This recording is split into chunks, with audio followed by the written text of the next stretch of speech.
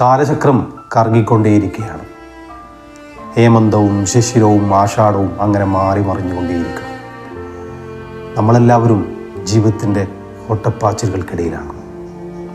അപ്പോഴെല്ലാം നമ്മൾ മറന്നുപോകുന്ന ഒരു വസ്തുതയാണ് നമ്മുടെ കുടുംബത്തെ, നമ്മുടെ തറവാടിനെ.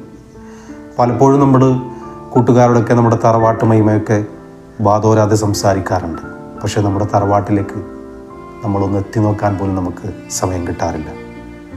നമ്മുടെ കുടുംബത്തിൽ എന്തൊക്കെ സംഭവിച്ചെന്ന് പോലും അന്വേഷിക്കാൻ നമുക്ക് സമയം കിട്ടാറില്ല.